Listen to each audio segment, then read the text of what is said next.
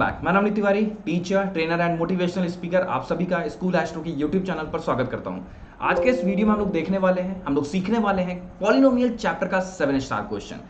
7 star question वो questions होते हैं जो वाकई बहुत इंपॉर्टेंट होते हैं, जो देखने में तो टफ होते हैं बट एक्चुअल में होते नहीं है। ऐसे क्वेश्चंस बच्चे ज्यादातर छोड़ देते हैं ये सोचकर कि ये बहुत टफ होगा, है ना। कोई भी क्वेश्चन तभी तक टफ होता है जब तक उसका सॉल्यूशन, उसका कंसेप्ट ना पता चल जाए। तो ऐसे क्वेश्चंस को हम लोग 7 स्टार क्वेश्चन कहेंगे। तो जल्दी से चलते हैं उस 7 स्टार क्वेश्चन की तरफ, क्योंकि पढ़ना बहुत कुछ है और समय बहुत है कम।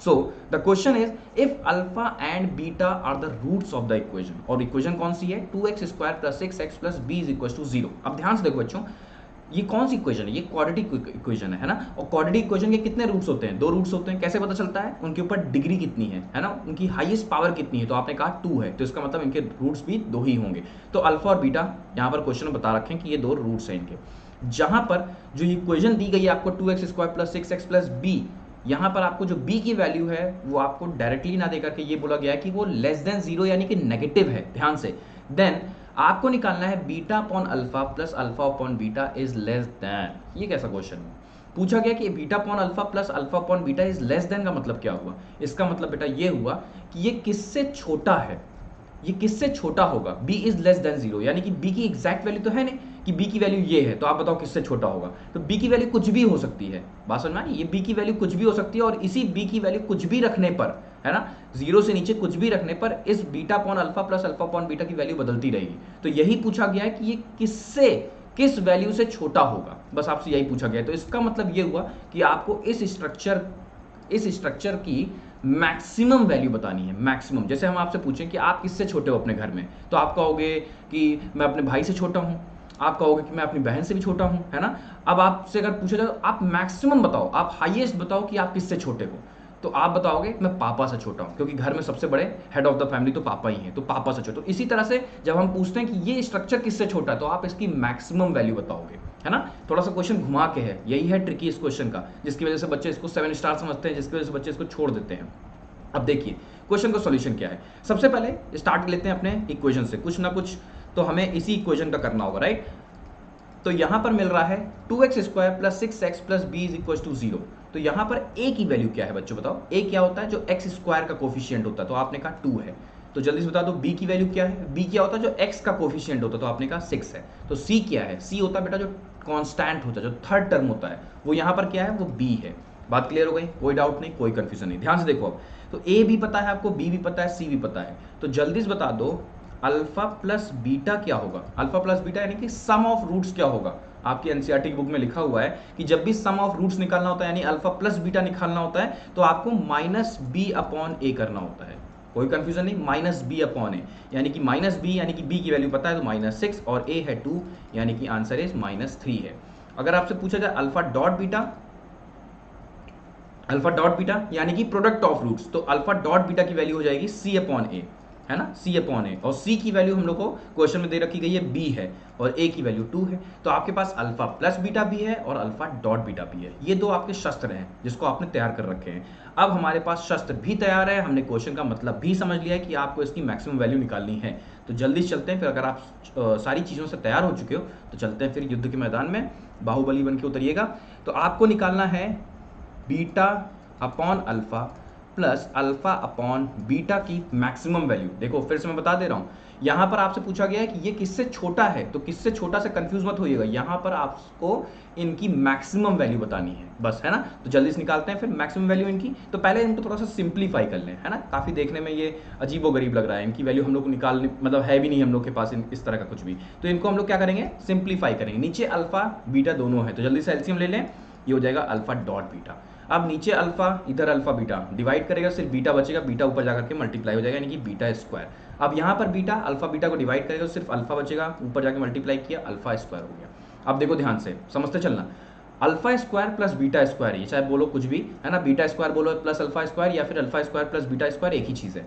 तो अभी हमको क्या करना होगा, हमारे पास alpha square plus beta square जैसी कोई वैल्यू नहीं है, हमारे पास अल्फा प्लस बीटा है। तो कुछ इस तरह से क्वेश्चन को ट्रांसफॉर्म करेंगे अपने इस सेट ऑफ, ये जो हमारे पास इक्वेशन, इसको कुछ ट्रांसफॉर्म करेंगे कुछ इस तरह से, यानी कि कैसे, अल्फा प्लस बीटा का होल स्क्वायर कर दिया, अल्फा प्लस बीटा का होल स्क्वायर कर दिया, क्या निकाल के आएगा, alpha square plus beta square plus 2 alpha beta, यही आएगा। अगर इसका स्क्वायर ओपन करते हैं तो alpha square plus beta square plus 2 alpha beta आएगा, और यहाँ पर तो 2 अल्फा बीटा है नहीं, तो जो निकलेगा उसको पहले से बाहर किल करने के लिए हमने दे रखा है, यानी कि पूरा का पूरा स्ट्रक्चर हमारा alpha square plus beta square की वैल्यू हमने कुछ इस तरह से रिप्लेस कर दी है, अल्फा प्लस बीटा का होल स्क्वायर, और जो 2ab यानी कि 2 अल्फा बीटा बाहर आएगा उसको किल करने के लिए बाहर हमने -2 अल्फा बीटा बैठा रखा है, इजी। और यहाँ पर लिख देते हैं अल्फा बीटा। अब देखो बहुत ध्यान से समझना इस चीज को।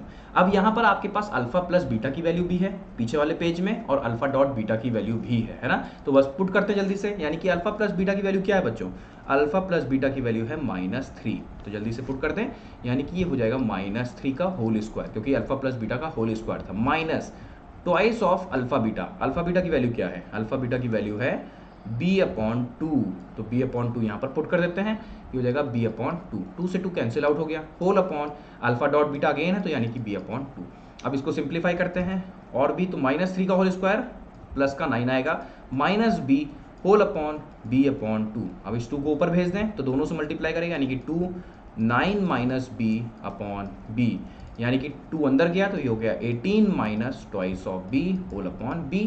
अब क्या होगा, b दोनों के लिए डिनोमिनेटर में है तो दोनों में बढ़ जाएगा, यानी दोनों को दिया जा सकता है ये, यानी कि हो जाएगा ये 18/b माइनस 2b/b, b ने b को कैंसिल आउट कर दिया, वैल्यू आ रही है आपके पास 18/b -2, ये आ गई वैल्यू। अब ध्यान से देखो, आपसे पूछा गया था मैक्सिमम वैल्यू, है ना, maximum value of beta upon alpha plus alpha upon beta, लेकिन वो देखने में थोड़ा सा अजीबोगरीब था, तो हमने उसकी वैल्यू को ट्रांसफॉर्म करते हुए कुछ ऐसा बना दिया, 18/b -2 के फॉर्म में।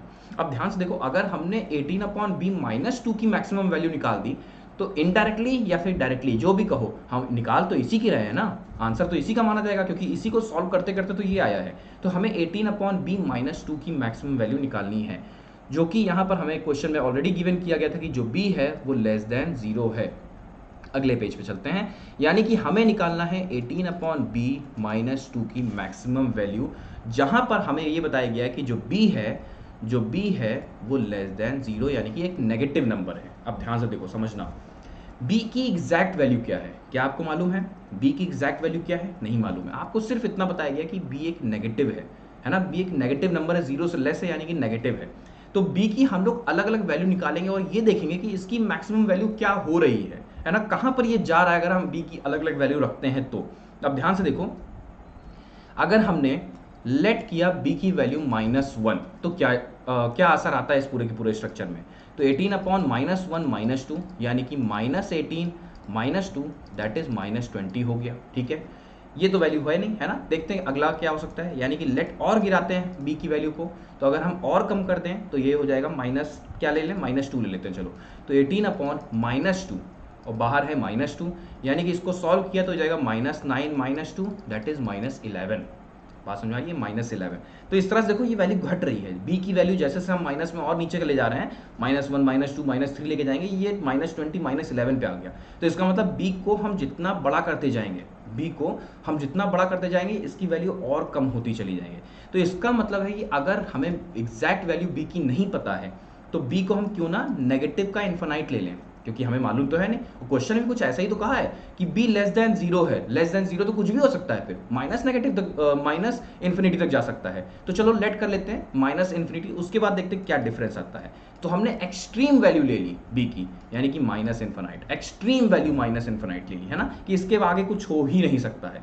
तो अगर आप -इन्फिनाइट लेते हो तो क्या इसकी वैल्यू आती है, और जो वैल्यू आएगी वही इस स्ट्रक्चर की मैक्सिमम वैल्यू होगी। बात समझ में आ रही है कि अगर हमने -इन्फिनाइट ले ली तो और क्या बचा, है ना, और क्या बचा। तो इसका मतलब जब आप -इन्फिनाइट ले लोगे तो ये इसकी मैक्सिमम वैल्यू होगी, और -इन्फिनाइट यानी कि b की मैक्सिमम वैल्यू होगी, और इसको रखते ही जो आंसर आएगा वो भी इस पूरे के पूरे स्ट्रक्चर का मैक्सिमम आंसर ही होगा, है ना, मैक्सिमम वैल्यू ही होगी। तो यानी कि अगर अपॉन में इन्फिनाइट है तो उसको 0 कहा जाता है। 1/∞ हम लोग को मालूम है कि यहाँ पर हम लिख भी दे रहे हैं कि 1/∞ 0 होता है, जिस तरह कि 1/0 इज इक्वल टू इन्फिनाइट होता है, 1/∞ 0 हो जाता है। तो यहाँ पर लिखा है 0, क्योंकि ये स्ट्रक्चर तो इसने 0 दे दिया आपको, बगल में लिखा है -2, इसका मतलब -2 आपका आंसर हो गया किसका, ये 18/b -2 का मैक्सिमम वैल्यू है -2। अब अगर आपने इन्फिनाइट से कुछ आगे रख दिया, यानी कि पूरा का पूरा इन्फिनाइट नहीं गए, तो जो भी वैल्यू आएगी वो -2 से कम ही रहेगी, यानी कि -2.5, -2.1, -2.01 कुछ भी। लेकिन अगर आप इन्फिनाइट रखते हो तो वो -2 आ जाएगा, यानी कि मैक्स टू मैक्स ये कहाँ तक जा सकता है, सिर्फ और सिर्फ -2 तक ही जा सकता है। तो इसका मतलब कि इसकी, यानी कि इस स्ट्रक्चर की जो मैक्सिमम वैल्यू है, यहाँ पर हम लिख देते हैं मैक्सिमम वैल्यू है, वो क्या है बेटा, वो -2 है। यही इसका आंसर हो जाता है। तो अगर वीडियो बेटा आपको पसंद आया हो तो इस वीडियो को लाइक जरूर करिएगा और इसको अपने मैक्सिमम दोस्तों तक, क्योंकि क्वेश्चन बहुत टफ है, क्वेश्चन बहुत अच्छा भी है, लेकिन अगर आपने समझ लिया तो क्वेश्चन हलवा हो जाएगा, है ना, बिल्कुल। तो इस क्वेश्चन को अगर आपने बहुत अच्छे से समझ लिया, वीडियो को अगर पसंद किया तो लाइक किया तो लाइक के बटन पर क्लिक भी कर दीजिएगा साथ में, और अपने दोस्तों को इसको शेयर भी कर दीजिएगा, और अगर आप चैनल पर नए हैं तो इस चैनल को सब्सक्राइब भी कर दीजिएगा।